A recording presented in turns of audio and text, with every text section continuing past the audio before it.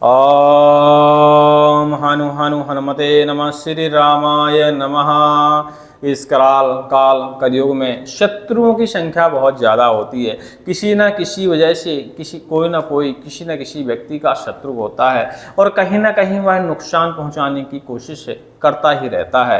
ऐसे में आप भी चाहते होंगे कि किसी तरह कोई ऐसा उपाय मिल जाए कि हम शत्रु का संहार कर सकें, शत्रुओं का नुकसान कर सकें। तो इस वीडियो में आपको बने रहने की आवश्यकता है, क्योंकि हम आज जिस मंत्र के बारे में आपको बताने वाले हैं 100% कार्य करता है और गोली की स्पीड से जाके वार करता है।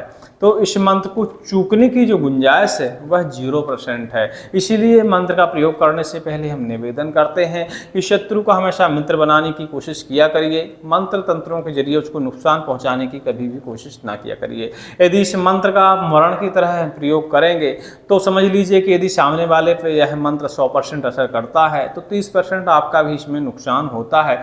इस नुकसान को झेलने के लिए आपको तैयार रहना चाहिए। वैसे यह वीडियो यूट्यूब पर डालने लायक नहीं था, क्योंकि ऐसी वीडियो यूट्यूब पे नहीं डालने चाहिए, लेकिन कुछ विशेष लोग आग्रह कर रहे थे, उस वजह से हमको ये वीडियो बनाना पड़ा। तो पहले हम जान लेते हैं इस मंत्र के द्वारा भूत प्रेत नाश की विधि, क्योंकि इस मंत्र का दोनों तरह से प्रयोग किया जा सकता है। आप तो भूत प्रेतों का नाश कर सकते हैं इस मंत्र से, परोपकार भी कर सकते हैं, दूसरों के भूतों का भी हनन कर सकते हैं, लेकिन शत्रु संहार भी इस मंत्र से कर सकते हैं। थोड़ी सी विधि में परिवर्तन करने की आवश्यकता होती है और दोनों जगह यह इतना फास्ट कार्य करता है कि जब आप इस मंत्र का प्रयोग करेंगे, जब इस मंत्र को आप सिद्ध करेंगे तो सिद्ध करते ही करते आपको पता चल जाएगा कि मंत्र में शक्ति है क्या।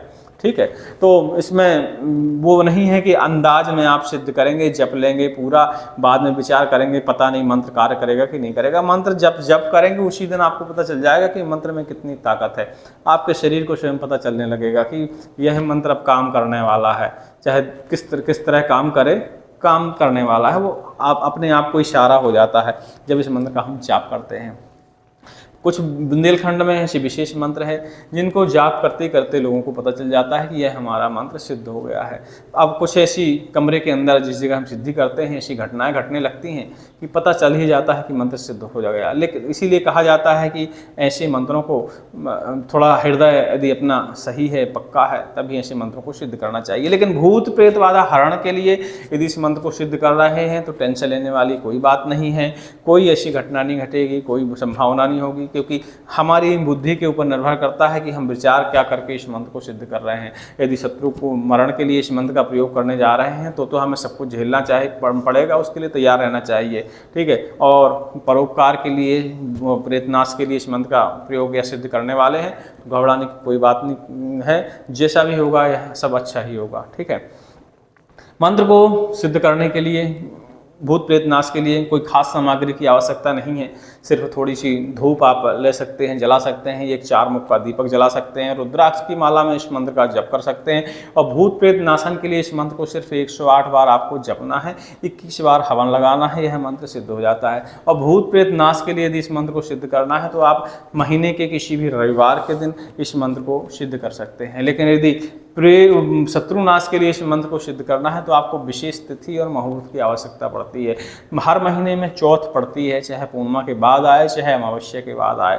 तो जब शत्रुनाश के लिए इस मंत्र का प्रयोग करना होता है, सिद्धिकरण करना होता है, तो यह मंत्र चौथ के दिन सिद्ध किया जाता है। तो इस बात का आपको ध्यान रखना चाहिए। प्रेतनाश के लिए विधि आप अभी सुनिए, और शत्रुनाश के लिए जो विधि है वो थोड़ा सा लंबी है, तो वीडियो के हम लास्ट में आपको बताते हैं, क्योंकि सर्वप्रथम परोपकार वाली विधि जानने की आवश्यकता होती है। परोपकार वाली विधि आप सुनिए।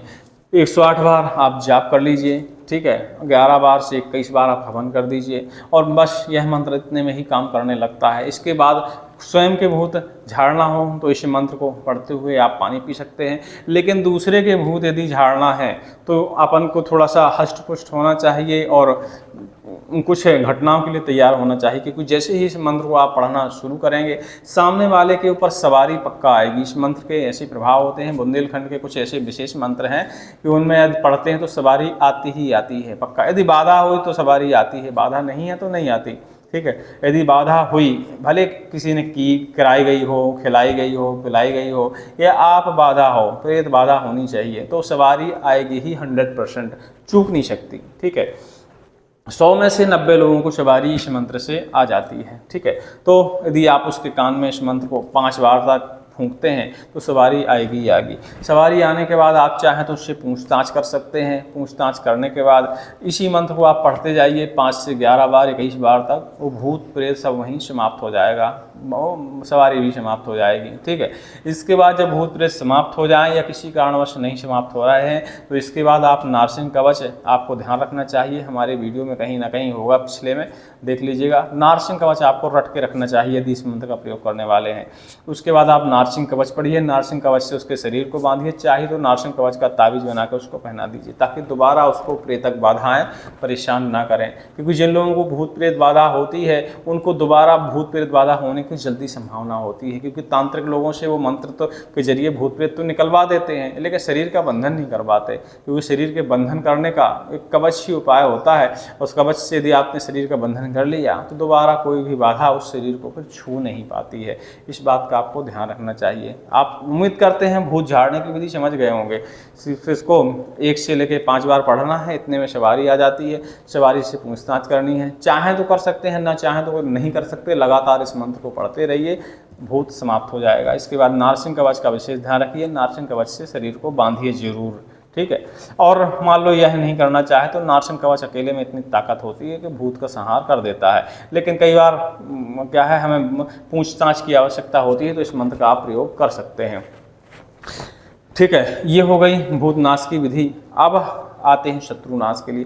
शत्रुनाश के लिए इस मंत्र का प्रयोग इस तरह किया जाता है। वैसे यह करुआ बब्बा का मंत्र है, अभी तक हम बताए नहीं थे, 5-6 मिनट हो गया, आप लोग बोर होने लगे होंगे कि मंत्र के बारे में तो बताया नहीं। तो करुआ बब्बा का यह विशेष बुंदेलखंडी और खतरनाक मंत्र माना जाता है। यह मंत्र गोली की स्पीड से शत्रु के ऊपर घात करता है और इसके रिजल्ट आपको हम बता दें, सिद्ध करते ही करते पता चल जाते हैं। तो आपका हृदय यदि पक्का है, घबराहट नहीं होती, ऐसे लोगों को इस मंत्र को सिद्ध करना चाहिए। क्योंकि कई बार इसका इष्ट सिद्ध करते करते सामने भी खड़ा हो जाता है, तो इस बात के लिए तैयार रहना चाहिए। जब आप शत्रुनाश के लिए इसको सिद्ध कर रहे हो तब की बात कर रहे हैं, तो इस बात को आपको एकदम तैयार, सब मतलब सारी चीज़ों को झेलने के लिए तैयार रहना चाहिए, तभी इस मंत्र का आप सिद्धिकरण करें। सिद्धिकरण करने के लिए हमने बताया चौथ के दिन इस मंत्र को सिद्ध करना होता है। चौथ के दिन, चाहे पूर्णिमा के बाद की चौथ हो, चाहे अमावस्या के बाद की चौथ हो, आप इस मंत्र की 11 माला जप करेंगे। चौथ के दिन से शुरू करना है, 3 दिन करना होता है। ठीक है, 11 माला आप जप करें। और 11 माला जपने के साथ साथ आपको कुछ सामग्री की भी इसमें आवश्यकता पड़ेगी। सामग्री क्या क्या आवश्यकता पड़ेगी? थोड़े से तिल की आवश्यकता है, शत्रु की उपयोग की हुई वस्तु, वस्त्र, कोई भी चीज़ आपको आवश्यकता है। फोटो भी उसकी चलेगी, ठीक है, उसका चित्र भी चलेगा, कोई दिक्कत नहीं है। ऐसी सामग्री आपको सामने रखनी है। एक खप्पर जरूर बनाना है, क्योंकि ऐसे कार्यों में खप्पर की विशेष आवश्यकता होती है। खप्पर चाहे तो बेदी ले सकते हैं, लेकिन खप्पर की मर्यादा, एक अपनी मर्यादा अलग ही होती है, तो खप्पर जरूर लें। खप्पर बनाने का आसान तरीका है, एक कोरे घड़े को जिसमें पानी न भरा गया हो उसको गोल काट लें, उसके रख दें, उसमें बढ़िया आग प्रज्वलित करें, खप्पर तैयार हो गया। घी का हवन उसमें डाल के पहले प्रज्वलित कर लें। लेकिन जब शत्रु मरण के लिए इस मंत्र का प्रयोग करेंगे तब घी का उपयोग नहीं करना है, तब सरसों के तेल का उपयोग करना है, ध्यान देना है। वो तो हम प्रज्वलित करने के लिए घी से आपने बता दिया, आप चाहें तो डायरेक्ट सरसों के तेल से भी उसको प्रज्वलित कर सकते हैं, कोई दिक्कत नहीं। ठीक है, घी में थोड़ा आग जल्दी पकड़ लेती है और कोई उसका नहीं है सार तत्व। इसके अलावा शत्रु का जब आप वस्त्र ला लें तो वस्त्र लाने के बाद आप उसको छोटे छोटे टुकड़े करके 21 खंडों में उसको बांटें, उसमें थोड़ा सा तिल मिला दें और तिल मिलाने के बाद उसमें सरसों तेल मिला दें। ठीक है, क्योंकि आम हवन में घी मिलाते हैं, इसमें हमको सरसों का तेल मिलाना है। चाहे तो उसमें पलाश की लकड़ी का बुरादा भी थोड़ा सा आप मिला सकते हैं, या छोटे छोटे टुकड़े करके मिला सकते हैं। ठीक है, ऐसा करने के बाद आप जब खप्पर आपका रेडी हो गया, ये पहले दिन तो आपको जाप करना है, चौथ के दिन 11 माला जाप करनी है और थोड़ा सा आपको हवन कर देना है। कितना हवन करना है? 11 से 21 बार हवन कर देना है, साधारणतया तिल और सरसों के तेल में। ठीक है, दूसरे दिन फिर उसके फिर जाप करना है 11 माला, फिर तिल और सरसों के तेल में 11 से 21 बार आप हवन कर सकते हैं। इसके बाद जब तीसरा दिन आता है तो उस दिन होती है मेन विधि। तो मेन विधि में आपको उसके यूज की हुई सामग्री, जैसे वस्त्र हो गया, उनके छोटे छोटे कई टुकड़े कर लीजिए, थोड़ा सा उसमें तिल अलग अलग चाहें तो पोटली बना सकते हैं छोटी छोटी, थोड़ा सा तिल डाल लीजिए, सरसों का तेल डाल लीजिए, और ये सब सामग्रियाँ सीधे सामने तैयार कर दीजिए। कोशिश करिए कि उसके बाल नाखून भी यदि उपलब्ध हो जाए तो बहुत अच्छी बात है। तस्वीर उपलब्ध हो जाए, वस्त्र ना उपलब्ध हो पाए तो तस्वीर के भी आप 21 टुकड़े करिए और सामने रख लीजिए। अपने हवन सामग्री में अलग अलग बना लीजिए 21 बार कि 21 बार इसको हमको आहुति देनी है खप्पर के अंदर, उसकी तस्वीर के या वस्त्र के, जो भी आपके पास उपलब्ध हो सामग्री। ऐसा करने के बाद सारी सामग्री आपकी रेडी हो जाती है। मंत्र का जाप आप कर लीजिए 11 माला, और इसके बाद इस मंत्र को पढ़ते हुए और शत्रु को स्मरण करते हुए वो चीज़ें आप खप्पर में डालते जाइए। 11 से 21 बार डालना होता है। यदि आप शत्रु को सिर्फ हानि पहुंचाना चाहते हैं, संहार नहीं करना चाहते हैं, उसकी बुद्धि विकृत करना चाहते हैं तो 11 बार डाल दीजिए। और आप शत्रु का संहार ही करना चाहते हैं, सोच ही लिए हैं कि हमको नुकसान हो, चाहे किसी को नुकसान हो, अब हमको मंत्र प्रयोग करना ही करना है, तो आप 21 आहुतियाँ उसकी इस मंत्र को पढ़ते हुए डाल दीजिए। जैसे ही आपकी 21वीं आहुति जिसे पूरी होगी ना, तत्काल ही शत्रु के ऊपर असर होना शुरू हो जाएगा। चाहे वो कितना बड़ा बंधन डाला हो, चाहे कितना बड़ा भक्त हो, चाहे किसी भी इष्ट की पूजा करता हो, लेकिन यह मंत्र जाके उसके ऊपर असर दिखाएगा ही दिखाएगा। हाँ, बस नारसिंह कवच ना पहना हो, क्योंकि नारसिंह कवच यह मंत्र नहीं भेद पाता, तो इस बात का आपको ध्यान रखना होता है। ठीक है, तो उसके ऊपर ये असर दिखा देता है। अब असर कैसे दिखाता है? सर्वप्रथम तो उसकी बुद्धि विकृत कर देता है, उसकी सोचने समझने की क्षमताएं खत्म कर देता है। इसके बाद बीमारियां ढेर पैदा करता है, बहुत तरह तरह की यातनाएं होती हैं, और इस पूरी यातनाओं में 1 दिन से लेकर 6 महीने तक का समय लग जाता है। कई को 72 घंटे ही लगते हैं, कई को 6 महीने लग जाते हैं। ठीक है, वो उसकी शारीरिक क्षमता के ऊपर निर्भर करता है। इस तरह यह मंत्र प्रभाव दिखाता है, और इसके जो रिजल्ट हैं हमने बताया 100% रिजल्ट हैं, मतलब यह प्रयोग चूकता नहीं है। करुआ बब्बा का मंत्र इसीलिए विशेष माना जाता है, और करुआ बब्बा के मंत्र आपको ढूंढे कहीं मिलेंगे भी नहीं, क्योंकि यह मंत्र सिर्फ बुंदेलखंड में प्रयोग होते हैं, और 100 में से सिर्फ 10 ही लोगों के पास यह मंत्र होते हैं, और वो इनका प्रयोग करते भी हैं परोपकार के लिए। लेकिन आप लोगों ने मांग किया कि शत्रु संहार के लिए बता दो, तो हमने आपको विधि बता दी, लेकिन निवेदन है कि शत्रु संहार के लिए इस मंत्र का प्रयोग नहीं करना चाहिए। उसके लिए हमने बगलामुखी का वीडियो कर ही डाला है, या आज रिलीज हुआ होगा तो देख लीजिएगा। उसमें शत्रु की बुद्धि स्तंभित होती है, उससे ज़्यादा नुकसान नहीं होता, लेकिन वह आपके बारे में बुरा सोचना बंद कर देता है। लेकिन इस मंत्र से शत्रु जा भी सकता है, तो ये आपको ध्यान रखना चाहिए। और शत्रु यदि चला गया तो 30% आपका नुकसान होने वाला है, ये पक्का आप मान लीजिए लिख के हमसे। तो ये सब चीज़ें आप विचार कर लीजिएगा। ठीक है, 30% का नुकसान का आप समझते हैं कि यदि सामने वाले का आप संहार कर रहे हैं तो उसका आधा तो आपको झेलना पड़ेगा। 30% आधे से आधा माना जाता है, वो 30% ही इंसान के लिए कष्ट, बहुत ज़्यादा कष्ट हो जाता है इस कलयुग में। इस बात का ध्यान देना चाहिए। चलिए मंत्र सुन लीजिए, और मंत्र सुनने के बाद इसको लिख लीजिएगा। वैसे डिस्क्रिप्शन में हम लिख देंगे, क्योंकि इस मंत्र को पढ़ते पढ़ते ही थोड़ा सा शरीर में असर दिखने लगता है। तो कभी कभी इस मंत्र को ऐसे रटा करिए कि आधा आधा करके रट लीजिएगा, और जब प्रयोग करिएगा तभी इस मंत्र का जाप करिएगा। और प्रयोग करने से पहले नारसिंह कवच से अपने शरीर को जरूर बांधिएगा, या नारसिंह कवच की ताबीज़ बना के पहनिएगा जरूर, क्योंकि इस मंत्र का जो असर है हमारे जाप करते करते ही हमको शरीर पर दिखने लगता है। आप साधारणतया इसको 10-25 बार यदि पढ़ते हैं तो इसका असर आपके शरीर पर आपको दिखने लगता है, आपकी आँखों में ही इसका असर दिखने लगेगा, कुछ ना कुछ इफेक्ट आ जाता है। तो इन सब चीज़ों का आप ध्यान रखते हुए इस मंत्र का प्रयोग करें। ठीक है, और यदि भूत प्रेत नाशन के लिए भी इस मंत्र का प्रयोग कर रहे हैं तो उस समय भी कोशिश करें कि आप इस मंत्र के देव से अच्छी तरह प्रार्थना करें, और इसी देव के कवच को आप पहन सकते हैं, नारसिंह कवच को पहले से आप धारण करें, क्योंकि यह मंत्र पढ़ते पढ़ते इफेक्ट करता है, ये पक्की बात है। ठीक है, तो जब पढ़ते पढ़ते इफेक्ट करता है तो समझ लो कि आज जब हम प्रयोग करेंगे तो यह कितना इफेक्टिव होगा, इसके मतलब प्रमाण हम बता रहे हैं। अब ये आपके बुद्धि के ऊपर भी निर्भर करता है, आपके एकाग्रता के ऊपर भी निर्भर करता है। कई लोग तो इतने वो होते हैं कि उनकी एकाग्रता होती ही नहीं है, जीरो होती है, मंत्र इधर पढ़ते हैं, ध्यान उनका उधर रहता है। तो ऐसे लोगों पे मंत्र तंत्र पे इफेक्ट नहीं करते, उनको तो पता ही नहीं चलता कि होता ही क्या है, उनके लिए तो सब बेकार है। तो ऐसे लोगों को सिद्ध भी नहीं करना चाहिए। ठीक है, जिनका मन एकाग्र हो, जो पूर्ण श्रद्धा हो मंत्र के प्रति, ऐसे लोगों को मंत्र का सिद्धिकरण करना चाहिए। मंत्र ध्यान से सुन लीजिए और इसको लिख लीजिएगा, यदि प्रयोग करना हो तो अच्छी बात है। वैसे निवेदन है कि इसका प्रयोग ना करिएगा, अच्छी बात है। भूत प्रेत शमन के लिए इसका प्रयोग जरूर करिएगा, इसके रिजल्ट अच्छे निकल के आते हैं। ओम काला करुआ काली रात जो चले अमावस की रात, गुनिया गुन करे गुन पाता ले जाए, 5284 करुआ जिसमें नारसिंह है भगवान, जाता हूँ मारे बादिया करे बदनिया राण, 6 महीने को बालक मारे गर्भ देख राय, बैरी मार मर घट ले जावे, 4 बार धुआं देख खराब, तब वीर करुआ कहावे, तरे धरती ऊपर आसमान, श्री रामचंद्र को बाचा बांधे, पार न पावे को, मेरी भक्ति गुरु की शक्ति चल चले वीर करुआ, देखो तोरी चलवे की शक्ति, काला करुआ काली रात कहाँ चलो ते आधी रात, जा बैठ बैरी के खाट, बैरी मान खड़ ले जावे, 4 बार धुआं देखा रावे, तब वीर काला करुआ कहावे, मेरी भक्ति गुरु की शक्ति चल चले वीर करुआ, देखो तोरी चलवे की शक्ति।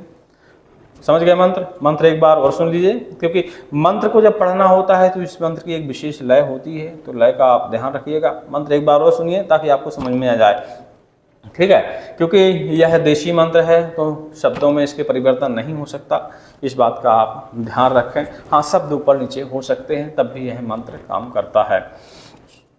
ओम काला करुआ काली रात जो चले अमावस की रात, दुनिया गुन करे गुन पाता ले जाए, 5284 करुआ जिसमें नारसिंह है गुमान, जाता मारे बादिया करे बदनिया राण, 6 महीने को बालक मारे गर्भ देख रहा है, बैरी मार बढ़ ले जावे, 4 बार धुआं देखे खराबे, तब वीर करुआ कहावे, तरे धरती ऊपर आसमान, श्री रामचंद्र को बाचा बांधे, पार न पावे को, मेरी भक्ति गुरु की शक्ति चल चले वीर करुआ, देखो तोरी चलवे की शक्ति, काला करुआ काली रात कहाँ चलो ते आधी रात, जा बैठ बैरी के खाट, बैरी मार मर ले जावे, 4 बार धुआं देख कर आवे, तब वीर काला करुआ कहावे, मेरी भक्ति गुरु की शक्ति चले वीर करुआ, देखो तोरी चलवे की शक्ति। इस तरह यह मंत्र है। वैसे तो इसके पढ़ने से लगता है कि यह 2 मंत्रों का संगम है, लेकिन तांत्रिक भाइयों ने कुछ निष्कर्ष करके ही इसका संगम बनाया होगा असरकारा, क्योंकि मंत्रों पर रिसर्च किया जाता है। जब मंत्र अच्छी तरह काम करने लगता है उसमें कई बार सुधार भी करना पड़ता है, तो मंत्रों के शब्दों में भी परिवर्तन होता है। तो किसी न किसी ने इसका, जिसने भी सुधार किया है वो अच्छी तरह किया होगा इसका प्रयोग करके, और हमने भी इसी तरह इसको रटा और इसका हम इसी तरह प्रयोग करते हैं और हमारे लिए इसी तरह कार्य करता है। आप अपने हिसाब से देख लीजिएगा। वैसे जब हमारे लिए कार्य करता है तो आपके लिए कार्य बराबर करेगा, ऐसी हमारी उम्मीद है और विश्वास भी है। उम्मीद करते हैं यह जानकारी ठीक ठाक लगी होगी। जाते जाते यानी वीडियो समाप्त करते करते फिर निवेदन कि शत्रुनाशक प्रयोग नहीं करना चाहिए। बोलिए हनुमंत लल्ला की जय, श्री राम जी सरकार की जय, बागेश्वर धाम सरकार की जय, कालिका माई की जय, करुआ बब्बा की जय। और करुआ बब्बा का परिचय आपको बता दें, वो तो आपने सुना ही नहीं। वैसे करुआ बब्बा देवी के पहरेदार होते हैं।